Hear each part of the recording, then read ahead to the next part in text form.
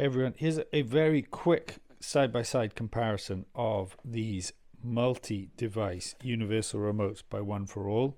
So over here you can see we've got the 5 device, and this is the URC7955, and on this side we've got the 4 device URC7145. Now there's just a couple of points to note really. Personally, this one kind of annoys me, the 5 device one, just for the fact that it needs 4 batteries rather than, as AAA, rather than just the 2 of the 4 device. Kind of seems a bit odd that the extra device would be that different, but it does have some other features. But with these remotes, I find them kind of annoying and I don't actually use them anyway. So if you don't think you're going to go all the way with all the features, then don't bother. However, this one, the 5 device, actually has setup codes in here for consoles, and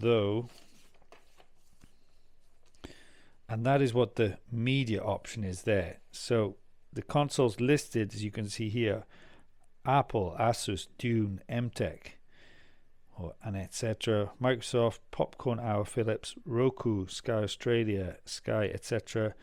Sony, Sumvision, and Western Digital. So they've got media and then games consoles, which are the 5 and the 8. So Microsoft and Sony games consoles, but only ones that use infrared, not Bluetooth.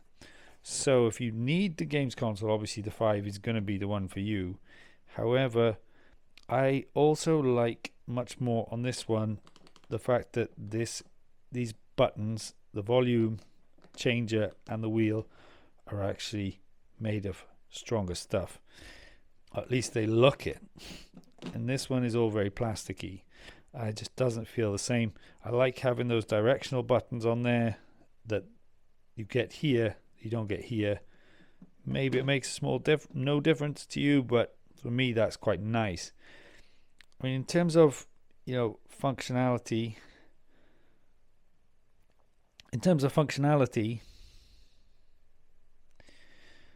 really it's got this music button here, which I don't even know what it does yet, but that you can't see on here on the 4 device.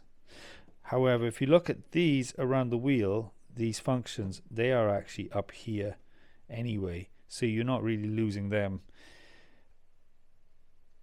Again, the layout is just a bit different. There isn't really much that is on here that isn't over there.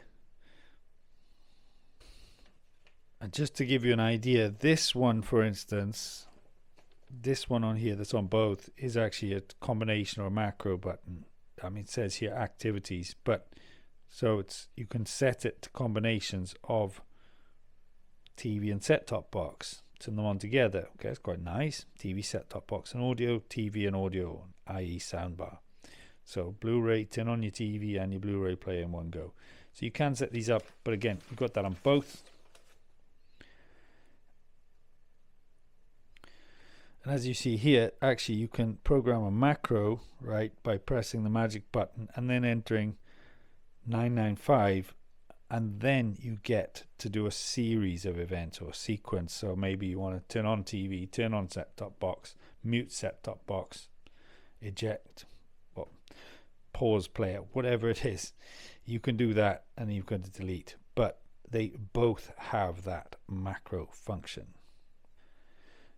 And they also both have a volume lock function where you can actually, let's say if you only want to control the volume on your set-top box and never on your TV, so you don't have to keep switching, you press the magic button, type in 993 on the keypad, so similar to before, 993, LED blinks twice, use the devices key to choose the device for the volume lock, and then press the magic once.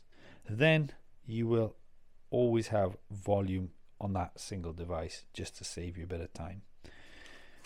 Ultimately, I've had 2 brands where they weren't very well-known brands, but these didn't work with, so I'm not totally enamored with them. But in the UK, these seem to be the only ones we can get. So if you know of better ones available in the UK or Europe, do say in the comments and we'll have a look.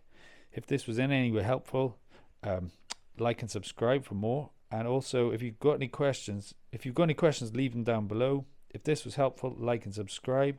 And I'll see you in another video soon. Check out the ones on the channel here. As I said, check out the links to help support us, and see you again. Thanks for watching.